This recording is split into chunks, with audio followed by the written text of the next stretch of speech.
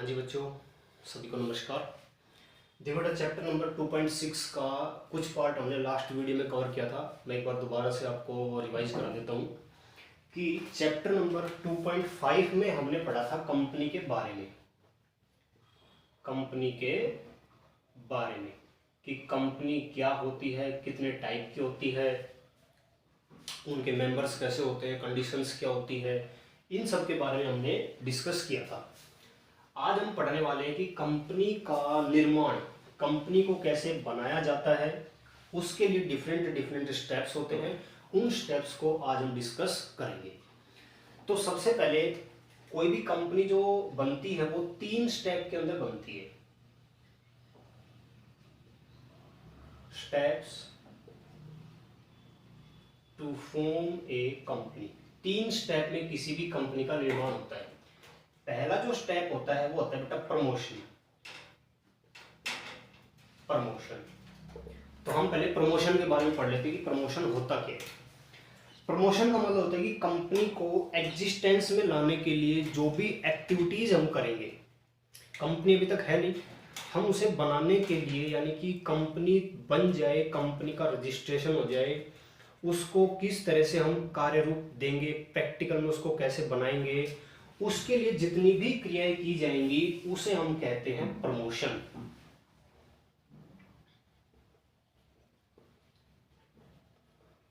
All those activities which are conducted to form a company or to create a company in practical। असली में वास्तविक रूप देने के लिए कंपनी को जितनी भी प्रक्रियाएं की जाएंगी उनको कहा जाएगा प्रमोशन। तो देखिए प्रमोशन के अंदर होता क्या क्या है, क्या क्या एक्टिविटीज करी जाती हैं। सबसे पहले हमारे माइंड में एक आइडिया आता है। जैसे अगर मैं नोट्स की बात करूं तो नोट्स में प्रमोशन का मीनिंग है। इसके बाद लिखा गया है कि प्रमोशन का कार्य कौन करता है। तो इसके लिए बेटा जो काम करते हैं उनको हम बोलते हैं प्रमोटर्स। कई बार एक नंबर का क्वेश्चन आ जाता है कि कंपनी को प्रमोट करने वाले लोगों को क्या कहा जाता है। तो कंपनी को प्रमोट करने वाले लोगों को कहा जाता है प्रमोटर्स, प्रवर्तक। ठीक है। तो पहला स्टेप देखिए इसमें क्या है कि प्रमोशन के अंदर हम क्या क्या काम करेंगे। सबसे पहले an idea.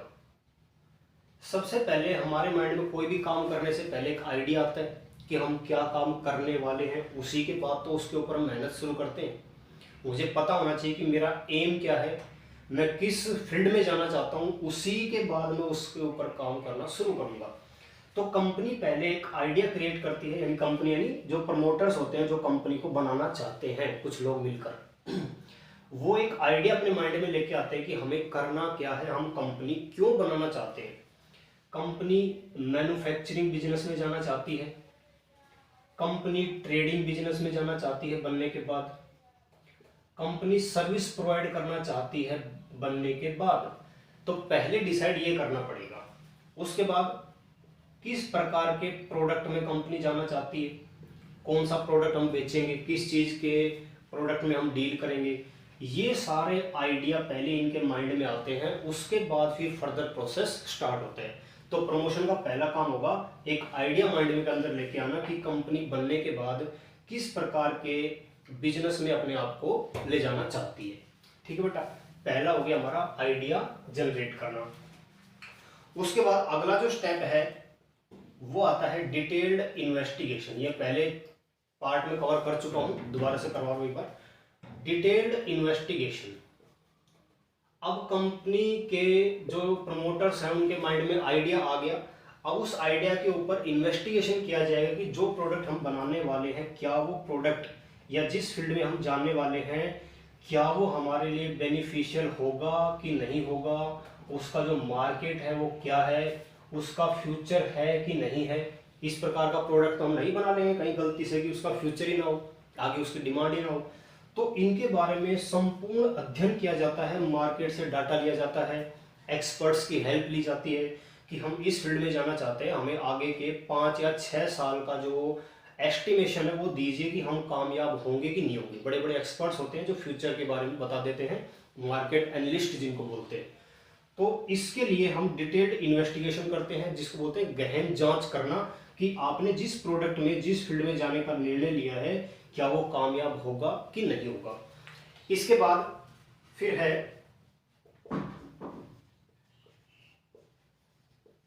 Assembling different factors.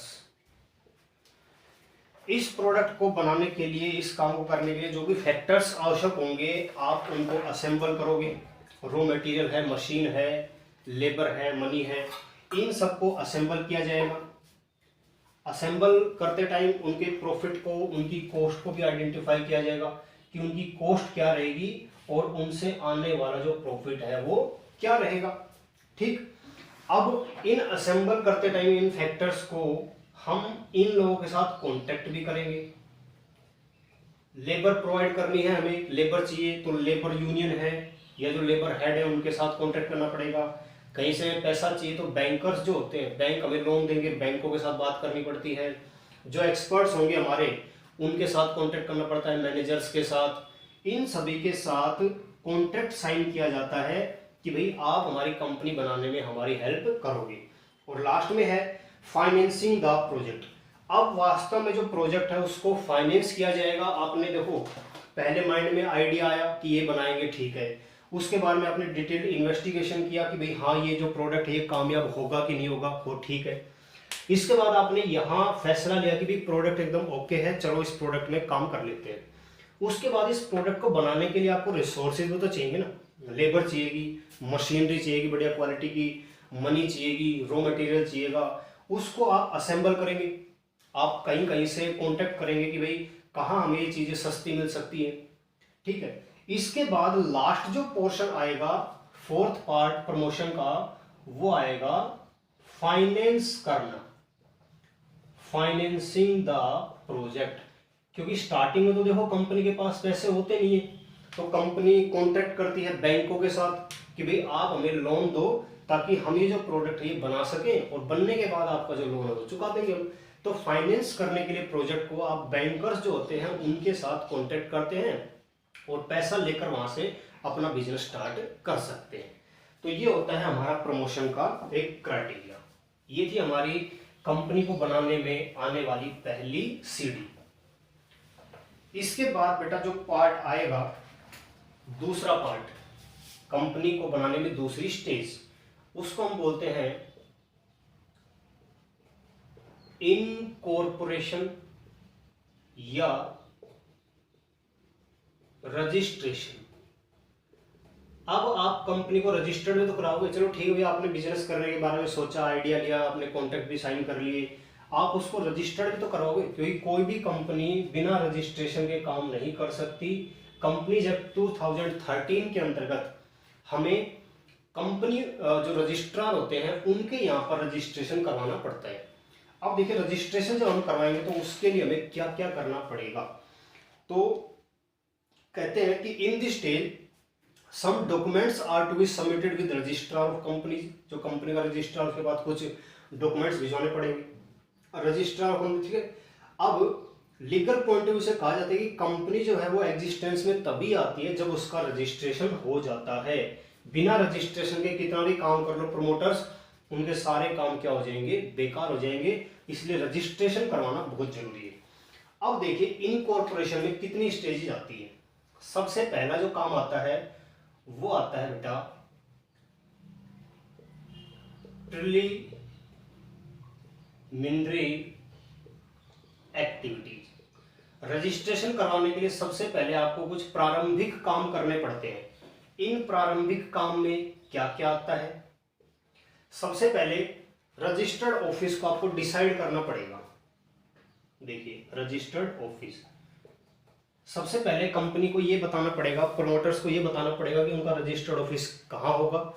क्योंकि रजिस्टर्ड ऑफिस इसलिए डिसाइड करा जाता है कि हम जिस स्टेट में अपना रजिस्टर्ड ऑफिस खोलेंगे, हेड ऑफिस, उसी स्टेट का जो रजिस्ट्रार होता है कंपनी का, उसके पास हमें रजिस्ट्रेशन करवाना होता है। आप चाहते हैं कि मैं हरियाणा के जो रजिस्ट्रार है, हरियाणा का जो रजिस्ट्रार ऑफ कंपनी है उसके यहाँ पर रजिस्ट्रेशन करवाऊं, और आपने अपना जो हेड ऑफिस है वो खोल लिया राजस्थान में। ऐसा हो ही नहीं सकता, क्योंकि जो स्टेट आपने सिलेक्ट किया है जहां आप बिजनेस करोगे, जहां आपका हेड ऑफिस होगा, वहीं के आरओसी के पास आपको रजिस्ट्रेशन करवाना पड़ेगा, इसलिए रजिस्टर्ड ऑफिस सिलेक्ट करा जाता है। ठीक है, ये हो गया, रजिस्टर्ड ऑफिस आपने डिसाइड कर लिया। उसके बाद आएगा name, name of company. Company का नाम भी डिसाइड करना पड़ेगा, कंपनी किस नाम से चलेगी। नाम डिसाइड करते टाइम अपने आपको मैंने पहले बताया था कि कंपनी ऐसे ही कोई भी नाम नहीं रख सकती। कंपनी पहले अपने सिलेक्टेड नाम 8, 10, 15 नाम की जो लिस्ट है वो रजिस्ट्रार के पास भेजेगी वेरीफाई करवाने के लिए कि सर ये हमने 10 से 15 नाम सिलेक्ट करे हैं और हमारी जो प्रेफरेंस है वो इन 5 नामों की है।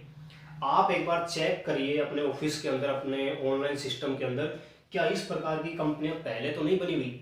अगर पहले से बनी हुई है तो आप वो नाम ले ही नहीं सकते, क्योंकि ऑलरेडी जो कंपनी बनी हुई है जिस नाम से, उस नाम से दूसरी कंपनी नहीं बन सकती, क्योंकि ये कानून के खिलाफ है। तो रजिस्ट्रार चेक करता है उनको, और कंपनी ने जो प्रेफरेंस दी है कि मुझे इन 4 नामों के ऊपर अपना डिसीजन दो कि ये जो 4 नाम है क्या इनमें से मैं कोई नाम रख सकता हूँ। रजिस्ट्रार अपने यहाँ ऑनलाइन सॉफ्टवेयर में चेक करेगा और वो कह देगा भाई ठीक है, आप 2 और 3 नंबर जो है उसमें से कोई भी नाम रख लो, क्योंकि 1 और 4 तो मैच कर रहा है पहले से जो कंपनी है। अब कंपनी इनमें से कोई भी नाम डिसाइड कर सकती है, और अगर कंपनी ने जितने भी नाम भेजे वो सारे ही मैच खा जाते हैं, फिर रजिस्ट्रार इनको अपनी तरफ से एक नाम बताएगा कि देखो मैं आपको सजेस्ट करता हूं कि ये नाम रख लो। कंपनी वाले फिर उस नाम को सिलेक्ट कर लेते हैं अगर मैच खा जाते हैं सारे नाम। तो एक हमें नेम डिसाइड करना पड़ेगा। ठीक है, अब नेम डिसाइड कर लिया, नेम के बाद लाइसेंस लेना पड़ेगा, टू गेट लाइसेंस। अगर कंपनी ऐसे प्रोडक्ट में जा रही है जिसके लिए लाइसेंस लेना जरूरी है, बिना लाइसेंस काम नहीं कर सकती, तो कंपनी को अपना बिजनेस स्टार्ट करने से पहले उसका लाइसेंस भी लेना पड़ेगा। और लाइसेंस के लिए जो एप्लीकेशन देनी पड़ती है उसके लिए बेटा यहाँ पर देखो एड्रेस है, इसको अच्छे से याद रखना। जो सेक्रेटरी होता है ट्रेड और इंडस्ट्री मिनिस्ट्री, जो कि गवर्नमेंट ऑफ इंडिया के अंडर में होती है, उसके सेक्रेटरी को हमें एप्लीकेशन देनी पड़ती है, और वो होती है हमारी न्यू दिल्ली ऑफिस के अंदर, क्योंकि यहाँ पर न्यू दिल्ली के अंदर इसका ऑफिस है जहाँ से हमें लाइसेंस के लिए एप्लीकेशन देनी पड़ती है। कई बार पूछ लेते हैं एक नंबर में कि लाइसेंस प्राप्त करने के लिए कहाँ पर हमें एप्लीकेशन फाइल करनी होती है। ठीक है, आपने रजिस्टर्ड ऑफिस सिलेक्ट कर लिया, नाम डिसाइड कर लिया, आपने लाइसेंस ले लिया। इसके बाद फोर्थ जो पॉइंट है उसमें आएगा नेसेसरी अपॉइंटमेंट्स। अपॉइंटमेंट्स का मतलब होता है कि आप कुछ ना कुछ लोगों को नियुक्त करेंगे ना, जो आपके बिजनेस करने में हेल्प करेंगे। कंपनी जब शेयर्स बेचेगी तो शेयर्स बेचने के लिए अंडर राइटर्स की हेल्प लेनी पड़ेगी, क्योंकि कोई भी बंदा कंपनी के शेयर्स खरीदता नहीं है, खास करके नई कंपनी के, क्योंकि भरोसा नहीं होता है। एक नई कंपनी बन के उसने कहा भी हमारे यहाँ पर तुम पैसा लगाओ, तो हम उस कंपनी के बारे में जानते ही नहीं है, तो हम उसमें पैसा लगाने से थोड़ा सा हेजिटेशन फील करेंगे कि कहीं पैसा डूब ना जाए। तो जो अंडर राइटर्स होते हैं इनकी मार्केट में काफ़ी अच्छी पकड़ होती है। हो सकता है कि हमारे जानकार कोई अंडर राइटर है और उसने हमें कहा कि फलानी कंपनी में पैसे लगाओ, बहुत प्रॉफिट होगा, तो अगर हम इसकी बातों पर विश्वास कर लेते हैं तो हम उस कंपनी में पैसा लगा देंगे। तो नई कंपनी हमेशा अंडर राइटर्स की हेल्प लेती है कि वो हमारे शेयर्स को बिकवाने में हेल्प करेंगे, पब्लिक को मोटिवेट करेंगे कि वो हमारे यहाँ पर पैसा लगाए। तो अंडर राइटर्स के साथ हम कॉन्ट्रैक्ट साइन कर लेते हैं। जो ब्रोकर्स होते हैं, ब्रोकर्स भी ऐसे ही होते हैं। इसके बाद लीगल एडवाइजर, कि कौन हमारा लीगल एडवाइजर होगा कि कंपनी कल को कानूनी मामलों में फंस जाती है, कंपनी को कोई दिक्कत हो जाती है कानूनी मामलों से लेकर, तो हमारा कानूनी सलाहकार कौन होगा जो कि हमें उस प्रकार के विवाद से बचाएगा। ठीक है, and the person signing the MOA, हमने पढ़ा था कि MOA क्या होता है, मेमोरेंडम ऑफ एसोसिएशन। कंपनी जब भी रजिस्टर्ड होती है तो इस डॉक्यूमेंट को हमें बनाना पड़ता है। इस डॉक्यूमेंट में क्या होता है, कंपनी के क्या ऑब्जेक्टिव हैं, कंपनी किस लिए काम कर रही है, वो ऑब्जेक्टिव यहाँ पर होते हैं। तो इसके ऊपर कंपनी के कुछ पर्सन्स के हस्ताक्षर होते हैं, यानी जो प्रमोटर्स थे जिन्होंने अभी कंपनी को बनाने का काम चला रखा है, कंपनी बनी थोड़ी है, अभी देखो प्रोसेस चल रहा है, तो प्रमोटर्स में से ही कुछ लोग डायरेक्टर बनने के लिए कंपनी के हाँ कर लेते हैं कि कंपनी जब बनेगी तो उसमें हम डायरेक्टर की पोस्ट हासिल करेंगे, तो इन बंदों के साइन भी होने चाहिए मेमोरेंडम ऑफ एसोसिएशन के ऊपर। तो हमें रजिस्ट्रार को ये भी बताना पड़ेगा कि हमारे जो डायरेक्टर है, प्रपोज्ड डायरेक्टर जो कि बनने वाले हैं, वो कौन होंगे। तो इन लोगों के साथ हमें अपॉइंटमेंट रखनी पड़ती है, यानी कि इनका जो कॉन्ट्रैक्ट है वो हमें इनके साथ साइन करना पड़ता है कि कंपनी बनने के बाद ये हमारी हेल्प करेंगे। ठीक है, इसके बाद अगला जो स्टेप है 5वां, वो है इंपॉर्टेंट डॉक्यूमेंट प्रिपेयर्ड। अब इन डॉक्यूमेंट्स को बनाया जाएगा। डॉक्यूमेंट्स में सबसे पहले तो memorandum of association, articles of association और प्रोस्पेक्टस, ये 3 प्रकार के डॉक्यूमेंट छापने पड़ते हैं, बनाने पड़ते हैं, प्रिंट कराने पड़ते हैं और इन्हें भी रजिस्ट्रार के यहाँ पर भेजना पड़ता है। तो सबसे पहले हम ये सारे काम करेंगे जो कि प्रिलिमिनरी एक्टिविटीज का पार्ट होगा। ठीक है, ये सब काम होने के बाद देखो अभी तक क्या हुआ है, हमने रजिस्टर्ड ऑफिस सेलेक्ट करा है, नाम सेलेक्ट किया है, लाइसेंस लिया है, हमने अंडरराइटर्स के साथ अपॉइंटमेंट ली है, यानी कि उनके साथ कॉन्ट्रैक्ट साइन करा है, और हमारे जो डॉक्यूमेंट्स जो जो हमें रजिस्ट्रार के पास भेजने हैं उनको हमने प्रिंट करवा लिया है। ठीक है, अब देखिए इनकॉर्पोरेशन में दूसरा काम कौन सा होगा, दूसरा काम कौन सा होगा। दूसरा है अभी 5वां एक 6th पॉइंट और है कि इन डॉक्यूमेंट को प्रिंट करवाने के बाद सेंड टू रजिस्ट्रार। जो डॉक्यूमेंट हमने प्रिपेयर कर लिए, जो भी हमने डिटेल बना ली है प्रिलिमिनरी एक्टिविटीज के अंदर, वो सारी डिटेल हमें रजिस्ट्रार के पास भेजनी पड़ती है कि देखो हमने इतना काम कर लिया है, ताकि रजिस्ट्रार इनको आगे जो भी प्रोसेस होना है उसकी अनुमति दे सके। ठीक है, हमने प्रिलिमिनरी एक्टिविटीज के सारे काम कर लिए। अब देखिए दूसरी स्टेज क्या आती है इनकॉर्पोरेशन के अंदर, documents to be filed with registrar. कौन कौन से कागजात हमें रजिस्ट्रार के यहां पर भेजने पड़ते हैं प्रिलिमिनरी एक्टिविटीज के बाद। अब आएंगे वो डॉक्यूमेंट्स जो कि रजिस्ट्रार के पास भेजने जरूरी होते हैं। तो सबसे पहले हम एक एक करके बात करते हैं। सबसे पहले आता है बेटा MOA, इसकी फुल फॉर्म होती है मेमोरेंडम ऑफ एसोसिएशन। ये कंपनी का सबसे इंपॉर्टेंट डॉक्यूमेंट होता है, इसके बिना कोई भी कंपनी, चाहे वो कैसी भी हो, प्राइवेट हो, पब्लिक हो, वो रजिस्टर्ड नहीं हो सकती। हर प्रकार की कंपनी के लिए बनवाना अनिवार्य है। इसे हम कंपनी का चार्टर भी कहते हैं, चार्टर ऑफ कंपनी। ठीक, इसे हम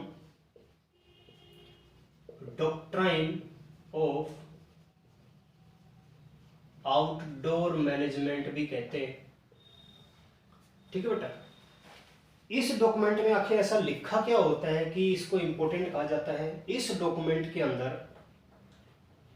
कंपनी के ऑब्जेक्टिव्स लिखे होते हैं कि कंपनी किन उद्देश्यों को लेकर काम कर रही है, कंपनी आखिर में करना क्या चाहती है। ठीक, limits and authority of company, company के क्या अधिकार हैं, क्या दायित्व हैं, क्या उसके उद्देश्य हैं, ये सारी चीजें इसके अंदर लिखी होती है। और कहा जाता है कि जो भी व्यक्ति कंपनी के साथ डील करना चाहता है, कंपनी में पैसे लगाना चाहता है, या और कोई उसको कंपनी को माल सप्लाई करना चाहता है, या किसी भी तरह से कोई भी काम कंपनी के साथ वो करना चाहता है, तो हम यह उम्मीद करके चलते हैं कि उस व्यक्ति को मेमोरेंडम में लिखी गई सभी बातों की नॉलेज है। इसीलिए इसको कहा जाता है डॉक्ट्राइन ऑफ आउटडोर मैनेजमेंट। बाहरी लोगों के साथ काम करने वाले जो नियम होते हैं वो इसके अंदर लिखे होते हैं। तो अगर कोई व्यक्ति कंपनी के साथ एग्रीमेंट कर लेता है और उसने MOA को ठीक से नहीं पढ़ा, उसके अंदर कोई ना कोई थोड़ी सी गलती हो गई, वो काम कंपनी की लिमिट और अथॉरिटी से बाहर है और सामने वाली पार्टी ने कंपनी के साथ कांटेक्ट कर लिया, तो वो कांटेक्ट रद्द कर दिया जाएगा। सामने वाली पार्टी कुछ भी नहीं कर सकती इस मामले में, क्योंकि कहा जाता है कि उस पर्सन को ये नॉलेज होनी चाहिए कि मैं कंपनी के साथ कांटेक्ट करने जा रहा हूं, तो मुझे MOA को ठीक से पढ़ लेना है। कल को ये काम अगर MOA से बाहर हुआ, इस बारे में MOA के अंदर कुछ लिख ही नहीं रखा, तो वो कॉन्ट्रैक्ट रद्द माना जाएगा। वो बंदा कंपनी के ऊपर केस नहीं कर सकता कि मुझे मेरे पैसे चाहिए, क्योंकि उसने कंपनी की अथॉरिटी लिमिट से बाहर काम किए है। इसलिए इसको कहा जाता है doctrine of outdoor management.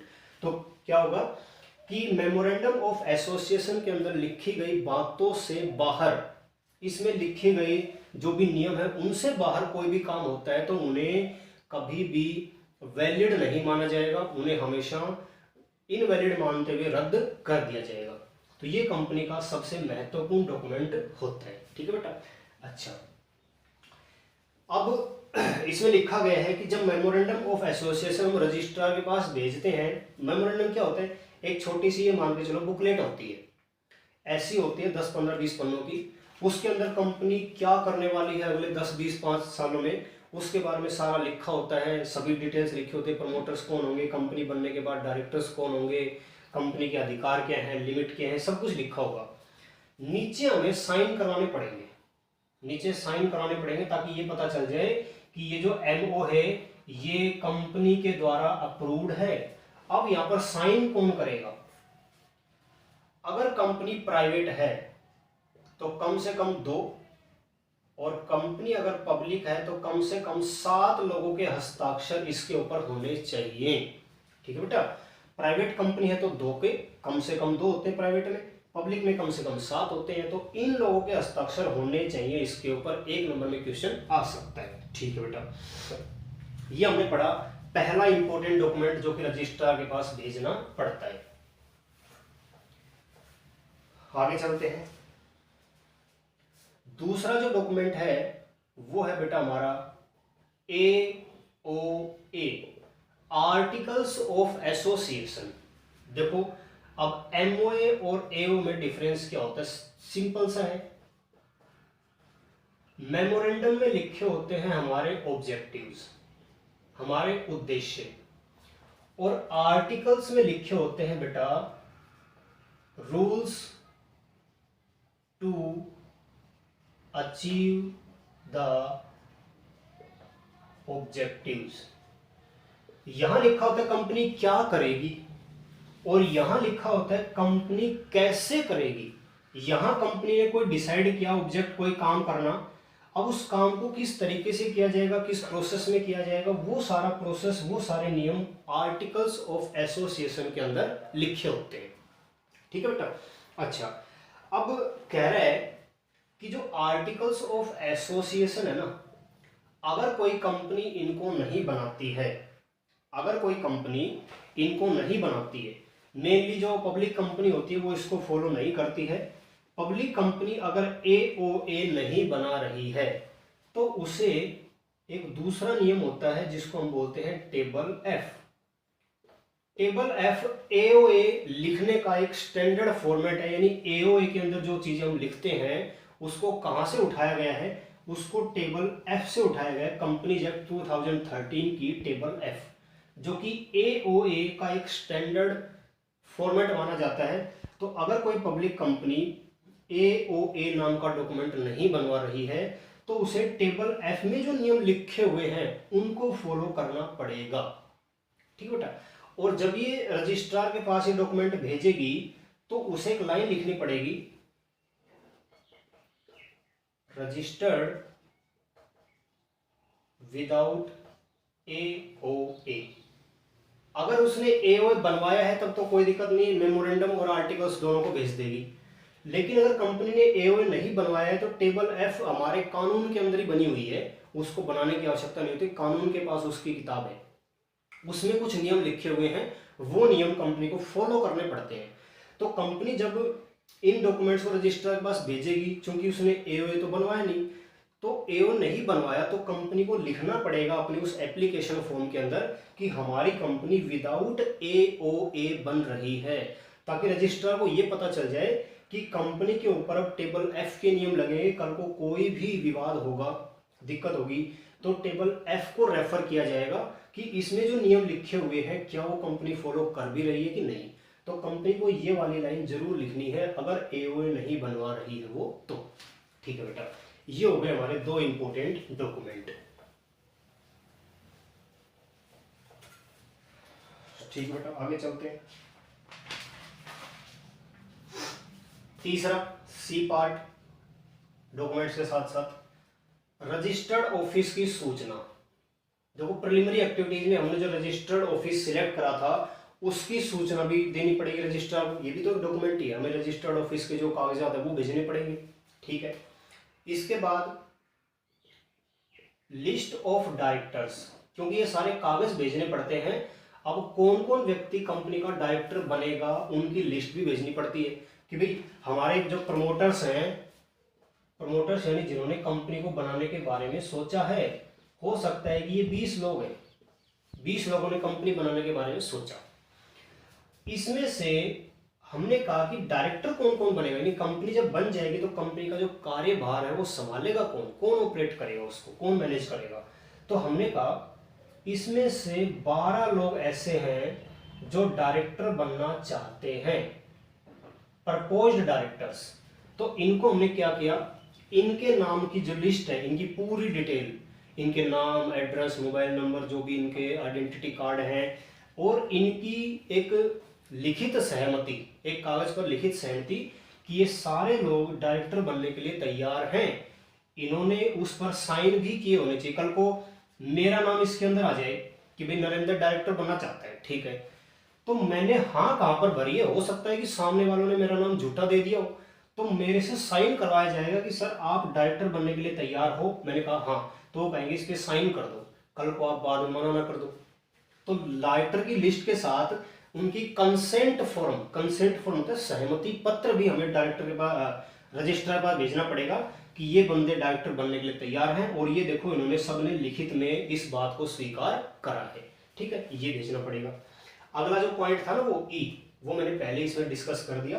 Consent, consent होता है सहमति, कंसेंट ऑफ डायरेक्टर्स। ठीक है, अगला पॉइंट है क्वालिफिकेशन शेयर। देखिए ये क्या होते हैं, जो भी व्यक्ति डायरेक्टर बना है, जिसका नाम हमने रजिस्ट्रार के पास भेजा है कि ये व्यक्ति डायरेक्टर बनेगा, उसमें से हर डायरेक्टर को, जो भी डायरेक्टर बनने के लिए तैयार हुआ है, उसको कुछ ना कुछ कंपनी के शेयर्स खुद परचेज करने पड़ेंगे। कंपनी ने 1000 शेयर्स मार्केट में बेचने हैं, एक शेयर की कीमत है 100 रुपये। तो कंपनी जब ये पैसा मार्केट में रिसीव करेगी तो कंपनी के पास 1 लाख रुपए आ जाएगा, 1000 शेयर्स बिकेंगे 100 के हिसाब से 1 लाख। अब इन शेयर्स में से कुछ शेयर्स इन डायरेक्टर्स को खुद लेने पड़ेंगे, पहले पब्लिक से लेने से पहले खुद लेने पड़ेंगे। इन्हीं शेयर्स को कहा जाता है बेटा क्वालिफिकेशन शेयर्स, यानी कि डायरेक्टर बनने के लिए कुछ सी वो होती है, कंडीशन होती है, उसे बोलते हैं क्वालिफिकेशन शेयर। और ये एक शेयर कम से कम होना चाहिए, एक शेयर हर डायरेक्टर के पास कंपनी, कम से कम कंपनी का एक शेयर तो होना ही होना चाहिए, ज्यादा वो अपनी इच्छा से खरीद सकता है। तो क्वालिफिकेशन शेयर्स इन्होंने ले लिए हैं, नहीं लिए, इन्होंने उसकी पेमेंट कर दी है कि नहीं कर दी, ये सारी चीजें भी हमें रजिस्ट्रार को बतानी पड़ेंगी। अच्छा जी, उसके बाद अगला जो पार्ट है वो आता है agreement with managerial persons. Company के अंदर डायरेक्टर कौन होंगे, मैनेजिंग डायरेक्टर कौन होंगे, सेक्रेटरी कौन होगा, ट्रेजरर कौन होगा, यानी कंपनी बनने के बाद बड़ी बड़ी जो पोस्ट होती है कंपनी के अंदर उनको कौन संभालेंगे, मैनेजर्स वगैरह जो होते हैं, सेक्रेटरी होते हैं, उनके साथ एग्रीमेंट साइन किया जाता है। कुछ लोगों को हम अपॉइंट कर लेते हैं पहले ही कि कंपनी बनने के बाद आप इन पोस्ट को संभालोगे, तो उनके साथ आपने क्या एग्रीमेंट किया, क्या सामने वाला पर्सन बनने के लिए तैयार है, उसकी रिटर्न कंसेंट, ये भी हमें रजिस्ट्रार के पास भेजनी पड़ती है। ठीक है बेटा, अब इसमें कहीं कहीं पर मैंने हर पॉइंट में लिखा हुआ है कि जो प्राइवेट कंपनी है उनके लिए ये सारी चीजें अनिवार्य नहीं है। जैसे मैंने पॉइंट नंबर जो 4 है डायरेक्टर की लिस्ट, उसमें लिखा हुआ है कि चूंकि प्राइवेट कंपनी में बाहर के लोग होते नहीं है, सारे घर के लोग होते हैं, जानकार होते हैं, तो इसमें प्राइवेट कंपनी को ये डॉक्यूमेंट भेजने की आवश्यकता नहीं होती। जब डायरेक्टर्स ही नहीं है तो उनकी कंसेंट भी नहीं भेजनी पड़ेगी, तो प्राइवेट कंपनी में ये दोनों नहीं लगते। जब डायरेक्टर्स ही नहीं है तो क्वालिफिकेशन शेयर्स की बात नहीं उठती, तो प्राइवेट कंपनी में ये नियम भी एप्लीकेबल नहीं है। इसके बाद जो प्रिलिमिनरी एग्रीमेंट करते हैं हम बाहरी लोगों के साथ, ये भी प्राइवेट कंपनी पे एप्लीकेबल नहीं होता, क्योंकि प्राइवेट कंपनी खुद के पैसों से चलाई जाती है। मैंने प्राइवेट कंपनी स्टार्ट की तो मैं अपने ही जानकार लोगों को शामिल करूंगा उस कंपनी में, अपने परिवार वाले हो गए, अपने रिश्तेदार हो गए, उन्हीं से मैं अपना बिजनेस शुरू कर दूंगा। जबकि पब्लिक कंपनी को बाहर की जनता से जुड़ना पड़ता है, उसके लिए सारे नियम एप्लीकेबल होते हैं। ठीक है बेटा, आपने एग्रीमेंट साइन करवा लिया। इसके बाद है स्टेचुटरी डिक्लेरेशन। स्टेचुटरी डिक्लेरेशन का मतलब होता है कि आपने ये जो डॉक्यूमेंट भेजे हैं रजिस्ट्रार के पास, या इनका सबका बंडल बनाकर आप भेजोगे रजिस्ट्रार के पास, तो एक वैधानिक जो डिक्लेरेशन, एक्सप्लेनेशन वो भेजनी पड़ती है, जिसमें क्या लिखा गया है कि हमने कंपनी के इनकॉर्पोरेशन से रिलेटेड, यानी कि जो भी आपने डॉक्यूमेंट्स मांगे थे हमसे, उनके बारे में सारी प्रक्रिया पूरी कर ली है और हमारे द्वारा भेजे गए सभी डॉक्यूमेंट, सारी सूचनाएं एकदम सही हैं, और अगर कोई गलती पाई गई तो प्रमोटर्स इसके लिए जिम्मेदार होंगे। ऐसा एक डॉक्यूमेंट हमें बनाना पड़ता है और वो भी रजिस्ट्रार के पास भेजना पड़ता है। हो सकता है कंपनी ने ये ऊपर वाले जो पॉइंट्स हैं इनमें कहीं झोल झाल कर दिया हो, कोई फ्रॉड कर दिया हो, झूठा डायरेक्टर का नाम दे दिया हो, रजिस्टर्ड ऑफिस की झूठी सूचना दे दी हो, तो ये लास्ट में एक कागज हमें बनाना पड़ता है। इसमें हमें, यानी कंपनी के जो प्रमोटर्स हैं वो लिखते हैं कि हमने ऊपर जितने भी डॉक्यूमेंट्स आपको भेजे हैं ये सारे बिल्कुल सही हैं, जेन्युइन है, और अगर इनमें कोई कमी पाई जाती है या कोई फ्रॉड पाया जाता है तो उसके लिए जिम्मेदार हम होंगे। ऐसा कागज इन सब के साथ भेजना पड़ता है। तो ये है बेटा हमारा कौन सा स्टेप, दूसरा, कंपनी को इनकॉर्पोरेट करवाने के लिए दूसरा स्टेप। पहला क्या था, प्रिलिमिनरी एक्टिविटीज, दूसरा था कुछ डॉक्यूमेंट भेजने पड़ते हैं रजिस्ट्रार के पास। अब तीसरा जो आता है वो आता है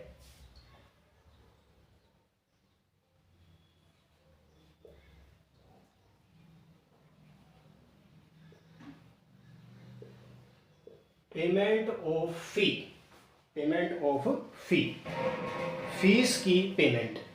कंपनी को रजिस्टर्ड कराते टाइम कुछ फीस लगती है जो कि हमें रजिस्ट्रार के पास भेजनी पड़ती है, और ये जो होता है अकाउंट, ये गवर्नमेंट ऑफ इंडिया आरबीआई के पास इसका अकाउंट होता है, उसमें हमें ये पैसा डिपॉजिट करवाना पड़ता है चालान के थ्रू। और बताया गया कि कंपनीज एक्ट 2013 का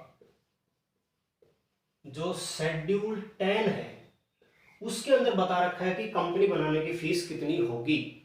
ये टाइम टू टाइम तक चेंज होती रहती है। जब कंपनी का ऑनलाइन रजिस्ट्रेशन करवाया जाता है, आजकल तो ऑनलाइन होता है सब कुछ, अपने ऑफिस में बैठ कर ही हम सारा काम कर देते हैं, सारे डॉक्यूमेंट ऑफिस के थ्रू ही हम भिजवा देते हैं। तो कंपनी का जब निर्माण कराते हैं तो वहां पर लिखा आता है फी पेमेंट। हमने जैसे ही फी पेमेंट पर क्लिक किया, ऑटोमेटिक जितनी भी फीस होती है ना वो सारी अपने आप आ जाती है। जैसे हम फॉर्म भरने जाते हैं कोई, तो हम ये थोड़ी पता होता है इसकी, चलो फीस नहीं पता हमें किसी फॉर्म की, तो जैसे ही हम फॉर्म को फिलअप करके आगे बढ़ते हैं तो वहां पर लिखा होता है फी।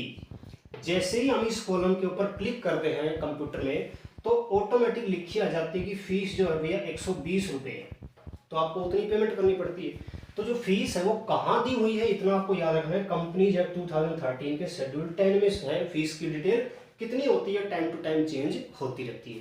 एक ये फीस भी हमें गवर्नमेंट ऑफ इंडिया के अकाउंट में जमा करानी पड़ती है। 3 काम हो गए कंपनी को रजिस्ट्रेशन करवाने से पहले पहले। एक काम और आएगा, देखिए अब इसमें तीसरे पॉइंट के ऊपर ही मैंने कुछ नोट्स में दिया हुआ है कि जब कंपनी की फीस को क्या किया जाता है, पे किया जाता है, ये तीसरा स्टेप है फी।